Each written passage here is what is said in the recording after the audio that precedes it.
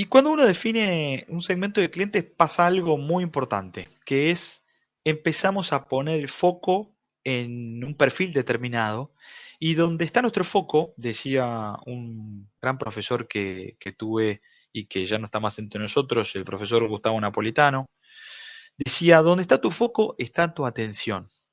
No sé si alguna vez les pasó que cuando ustedes deciden que van a hacer una compra, que quieren comprarse un par de zapatillas, o que quieren cambiar el auto, o cuando tienen una embarazada en la familia, o cuando se quebraron y tienen un yeso en la mano, entonces están preocupados con el tema del yeso, con el tema de la panza, o con el modelo del auto o las zapatillas que ustedes eligieron.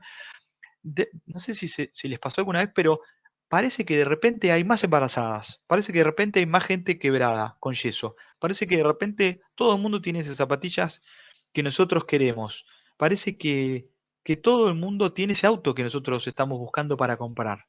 Y aparecen los colores, las zapatillas, no es que haya más embarazadas que antes, que haya más gente usando nuestras zapatillas que antes, o que haya más gente quebrada usando un yeso. Lo que sucede es que donde está nuestro foco, está nuestra atención. Cuando nosotros ponemos el foco en algo, empezamos a interpretar o a ver la realidad o a ver nuestro contexto con esa información de manera condicionada, ¿no? Y cuando nosotros, de igual manera, cuando nosotros definimos un segmento de clientes, nos vamos a dar cuenta que aparecen todo el tiempo esos segmentos de clientes. Y esa información es muy relevante, insisto, para poder ajustar nuestras propuestas de valor. Entonces, donde está nuestro foco, está nuestra atención. Por eso es interesante que nosotros pongamos el foco en los segmentos de clientes que nosotros elegimos atender para formularles propuestas de valor, ¿no? Y, y yendo de la tendencia al mercado y a los segmentos, quiero que sigamos haciendo doble clic en este recorrido y que ahora hagamos un poco más de foco en las personas, ¿no? En los individuos. Em, Seguramente estarán familiarizados con muchas estrategias y técnicas o herramientas para tratar de conseguir información de los individuos, ¿no? Entonces nosotros podemos salir y hacer encuestas, ¿no? Que pueden ser un cuestionario sistematizado enviado a una cantidad de personas para obtener una cantidad de respuestas que a nosotros nos permitan organizarlas y sacar algunas conclusiones, sobre todo de manera cuantitativa. O habrán escuchado hablar de las entrevistas, que por ahí son intervenciones o herramientas más abiertas en las cuales podemos interactuar con nuestros potenciales clientes y conocerlos un poco más y sobre todo extraer información ya no tanto cuantitativa, digo, sino de manera cualitativa, es decir, extraer datos que por ahí desconocíamos. Podemos usar esas herramientas o muchas más para tratar de adquirir información de nuestros clientes, ¿no? Como las entrevistas o como las encuestas. Pero, pero tenemos un gran desafío ahí, que es que nuestros clientes dicen lo que piensan, pero hacen lo que sienten.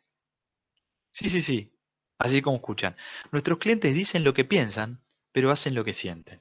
Entonces nosotros podemos hacer encuestas, podemos hacer entrevistas, incluso podemos hacer focus group y sentar a la gente para que interactúe con el producto y preguntarle qué opina y cómo lo usaría y tratar de aproximarnos desde ese punto de vista.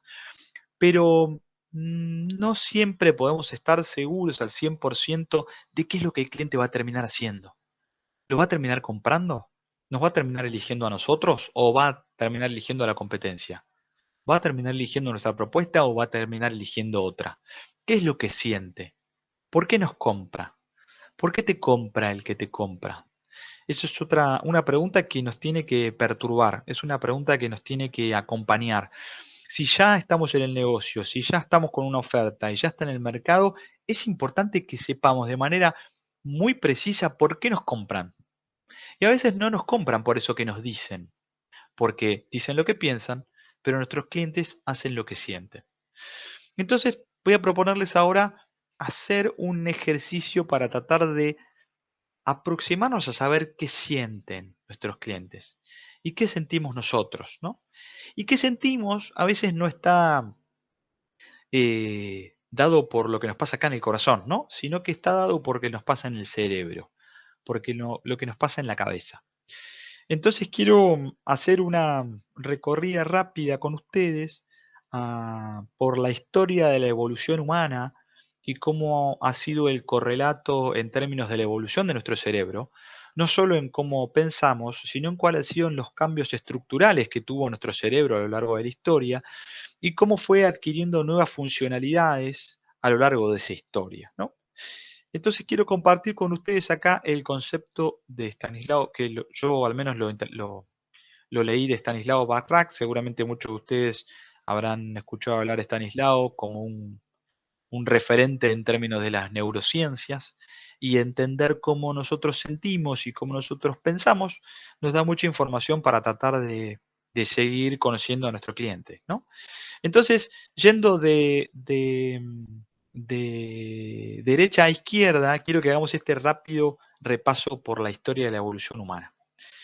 El primer cerebro que tuvimos a lo largo de la evolución humana, y quiero que quede claro esto, nos acompaña hasta el día de hoy, por eso son tres cerebros en uno, pero el primer cerebro que tuvimos fue el cerebro reptiliano, que es el cerebro que decide. Es el cerebro que se encarga de las funciones primarias, como la respiración, la digestión, la reproducción. Es el cerebro de los instintos, ese cerebro que nos hace levantarnos, acostarnos, ir al baño, no ir al baño, tener sed, no tener sed.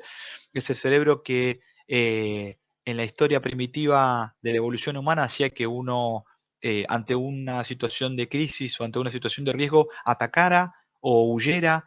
Ese cerebro, ¿no? El que tiene que ver con los instintos, el cerebro reptiliano. Ese fue el primero que tuvimos, el que compartimos con los reptiles, pero que todavía está en nuestra cabeza. Entonces nos acompaña hasta el día de hoy para tomar decisiones, no solo decisiones de comportamiento, sino también decisiones de compra. Luego con el correr de los años, ¿no? Miles de millones de años, aparece una nueva estructura, un nuevo cerebro, el cerebro límbico. El cerebro límbico agrega nuevas funcionalidades y es el cerebro, decimos, que siente. El cerebro que se encarga de las funciones emocionales, como los sentimientos, las relaciones y la expresión. Este cerebro agrega nuevas funcionalidades y es un cerebro que también lo tenemos, nos acompaña hasta el día de hoy. Es el cerebro que nos hace emocionar, que nos hace pasarla mal, que nos hace pasarla bien, que nos hace tener esta predicción por el comportamiento en grupo o por la interacción o por las relaciones. Ese es el cerebro límbico. Y al igual que el cerebro reptiliano, también convive con nosotros hasta estos días.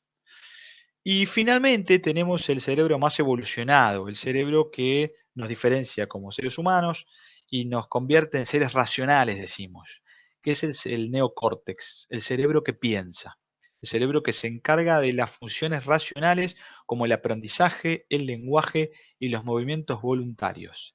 Este sí es el cerebro que saca cuentas, el que elige, el que calcula, el que multiplica, el que hace deducciones. Este es el cerebro neocórtex. Pero es un cerebro mucho más evolucionado, es un cerebro mucho más nuevo. Y convive en nuestra cabeza entonces con los dos anteriores, con el límbico y con el reptiliano. Entonces, ¿qué quiero decir con esto? Para qué hacemos esta recorrida?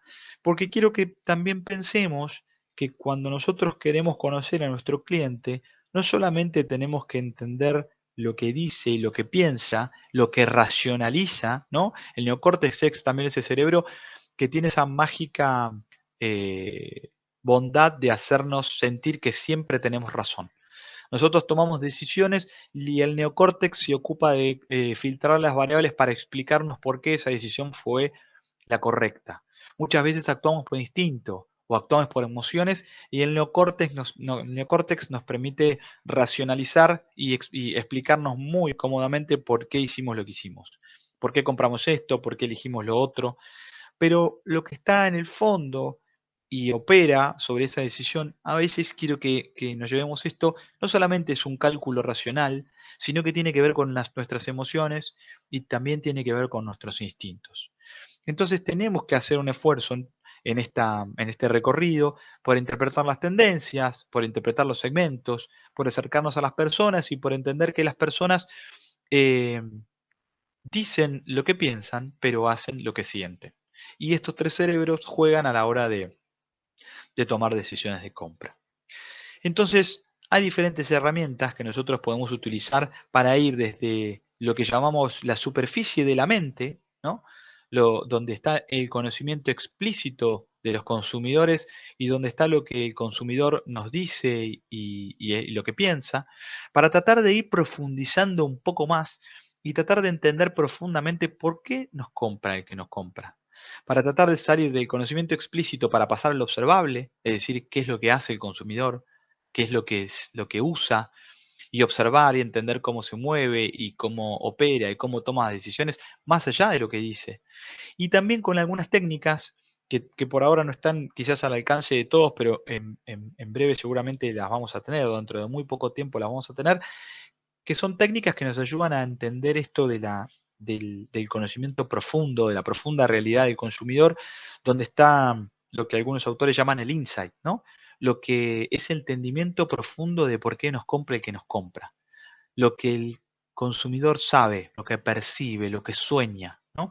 Ese conocimiento latente y ese conocimiento profundo que nos ayuda a tratar de adquirir más información para estructurar, insisto, mejores mensajes, mejores campañas y una mejor conexión de nuestra propuesta de valor con el cliente, ¿no?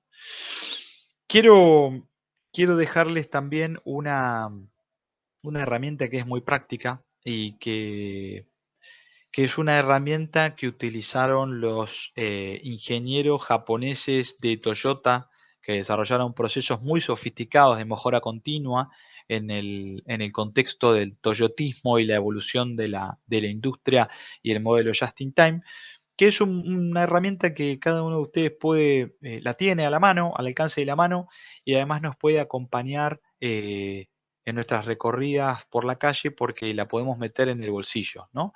Y es la herramienta yo le llamo la herramienta de los 5 por qué. Cuando nosotros interactuamos con el cliente y tratamos de conocer un poco más por qué nos compra el que nos compra, tenemos que tratar de ir a la raíz.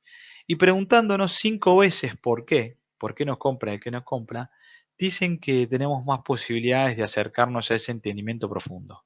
Que no siempre tiene que ver con el precio, que no siempre tiene que ver con el canal, que a veces tiene que ver con emociones y tiene que ver con instintos, ¿no? Entonces, preguntar, ¿por qué te compra el que te compra? Por esto. Ah, sí, ¿y pero por qué? Por esto otro. Ah, ok, mira, qué interesante. ¿Pero por qué? No, bueno, porque en el fondo esto. Ah, está bien, está bien. ¿Y por qué eso? Bueno, por esto otro. Ah, ok, ok. ¿Y eso otro por qué? Bueno, por esto. Por esto. Este último por qué, el quinto por qué, es el que nos va a dar muchísima más información para saber realmente por qué eh, nos compra el que nos compra. Si nosotros no sabemos por qué nos compra el que nos compra, no sabemos, se nos va a hacer mucho más difícil construir una forma de comunicación efectiva con nuestros clientes. Si nosotros lo sabemos, tenemos un entendimiento profundo de eso, les aseguro que vamos a tener mucho más éxito en, en nuestros proyectos. Eh, y por supuesto que para conocer y para definir a nuestros clientes, es importante que nosotros podamos autoconocernos como compradores y autoconocernos como clientes. Entonces, ustedes, ¿cómo se definirían como consumidores? ¿Recuerdan alguna compra que hayan hecho en el último tiempo? ¿Por qué la compraron? No una instintiva, que puede ser la de ir al supermercado a comprar cosas que necesitamos todos los días. Una meditada, una profunda, una que les haya causado un cambio significativo en la economía doméstica. ¿Cómo fue? ¿Qué recuerdan? ¿Por qué la compraron? ¿Cuándo tomaron la decisión? ¿Por qué canal lo eligieron? ¿Cómo fue ese proceso? Bueno, es importante que podamos nosotros definirnos como clientes, definirnos como consumidores, porque si nosotros no tenemos esa percepción o ese autoconocimiento propio de cómo somos como clientes, se hace difícil ponernos en los zapatos del otro, ¿no? se hace difícil empatizar con el otro cuando uno no se conoce a sí mismo. Entonces, los invito a que hagan este ejercicio, que es un ejercicio que se llama 16 personalidades. Los voy a invitar a que al terminar este módulo vayan a la página 16personalidades.com y atraviesen el cuestionario que nos propone esta página web para tratar de ponerlos en diferentes situaciones, a resolver y a tomar decisiones en diferentes situaciones y como consecuencia de ese recorrido asignarle una de las 16 personalidades que, que la plataforma propone, ¿no? Autoconocerse es muy importante. Y no con esto estamos poniendo etiquetas, necesitamos agrupar, necesitamos ponerle nombre, necesitamos juntar, necesitamos aproximarnos. Por eso es importante que podamos hacer este ejercicio de autoconocimiento. 16 personalidades, entonces los invito a que entren, a que lo exploren y a que lo hagan, ¿no? Y después nos cuenten. Y para ir cerrando este rápido recorrido de las tendencias, las macro tendencias del mercado, de los segmentos, de las bases de segmentación, de los individuos, de las personas, de cómo las personas piensan, pero también cómo sienten y como consecuencia de eso toman decisiones, quiero que hagamos este ejercicio para saber si realmente con lo que hacemos, con nuestra propuesta, ¿estamos agregando valor o no estamos agregando valor? Y para saber si eso es así, tenemos que considerar tres dimensiones. La necesidad del cliente, la planificación y la acción, ¿no? Muchas veces hacemos cosas, pero no siempre tenemos la posibilidad de considerar estas tres dimensiones al mismo tiempo. Entonces lo que estamos haciendo no es agregar valor, es otra cosa, ¿no? A veces estamos en esta intersección, ¿no? La número uno, que es la necesidad del cliente. Hay por un lado una necesidad del cliente y por otro lado yo hago. Entonces nosotros estamos haciendo algo y justo machea con lo que el cliente necesita. Entonces no diría que estamos agregando valor, más bien diríamos que hay casualidad. Nosotros hacíamos algo y justo eso que nosotros hacíamos está alineado o se coincidió de casualidad con la necesidad del cliente. Entonces la gente nos compra, ¿no? Y uno dice, no, ¿para qué voy a cambiar? ¿Para qué voy a hacerme todas estas preguntas si la gente me compra? Ah, ok, pero ¿por qué te compran? No, bueno, no sé por qué me compran, pero me compran. Bueno, eso es terriblemente peligroso, porque si nosotros no sabemos por qué nos compran, tampoco vamos a saber qué pasó el día que la gente no nos elija más. Tenemos que tener claro por qué nos compran. Si nosotros estamos vendiendo, pero no sabemos por qué, claramente, o no tuvimos una acción para ratificar eso, simplemente fue una casualidad, no estamos agregando valor. Después puede darse esta otra coincidencia de dos dimensiones, donde yo planifico en torno a la necesidad del cliente. Pero esa planificación no tiene un correlato en la acción, sino que más bien un ejercicio intelectual, un ejercicio justamente de planificación. Si yo planifico en torno a la necesidad del cliente, pero no paso a la acción, no estoy agregando valor. Lo que estoy haciendo es definiendo un potencial, pero no estoy realizando ese potencial, no estoy agregando valor. Puede ser que lo agregue el día que pase a la acción, en el plano de plan, en el plano de planificación. Puede también darse esta otra interacción, que para mí es hasta la más peligrosa, en la cual yo planifico y después hago. Planifico y hago. Pero planifico y hago mirándome el ombligo, mirando mi hobby, mirando lo que a mí me gusta, mirando lo que a mí me parece. Y no pongo en perspectiva la necesidad del cliente, qué es lo que el cliente necesita. Entonces defino inversiones, ajusto el producto, ajusto la propuesta de valor, ajusto el servicio, le agrego cosas, le agrego ajustes, le cambio el packaging, cambio el canal, rediseño, cosas, pero sin tener en cuenta la necesidad del cliente. Si eso nos pasa, es muy probable que lo que estemos agregando son costos y no estemos agregando valor.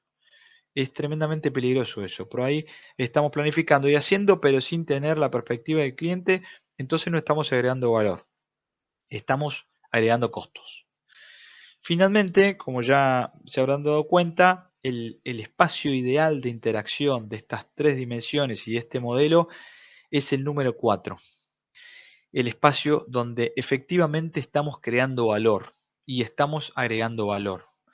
El espacio donde hay una necesidad del cliente, donde nosotros estamos planificando en torno a esa necesidad de ese cliente y donde no solamente nos estamos quedando en el plan, sino que estamos pasando a la acción, donde efectivamente sabemos por qué nos compra el que nos compra. Entonces ahí sí, efectivamente podemos hablar de creación de valor. Eh, Quiero que esto lo tengamos presente para, de manera iterativa y de manera permanente, ir revisando lo que hacemos de manera continua. Esto que estamos haciendo, ¿tiene un correlato en la necesidad del cliente? Esto que estamos planificando, ¿alguien lo necesita? Esto que estoy haciendo, lo planifiqué y esto que estoy haciendo, ¿el cliente lo necesita? Bueno, necesito que los invito a que este triángulo virtuoso lo hagan suyo y lo experimenten y lo usen. Entonces, para ir cerrando esta cápsula y este módulo de definición del cliente, eh, quiero que hagamos este repaso, ¿no?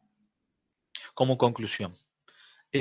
No tenemos o no es recomendable que nos quedemos con lo que a nosotros nos gusta, con lo que a nosotros nos parece que está bien, sino definir claramente para quién queremos agregar valor. Puede ser que ante una misma situación haya una persona que la esté disfrutando mucho y le esté pasando muy bien, y por otro lado haya otra persona que le esté pasando muy mal, que no lo disfrute para nada. Tenemos que tratar de definir para quién. Definir para quién, insisto, un punto más que es muy importante, no solamente cuando uno define para quién, también define para quién no.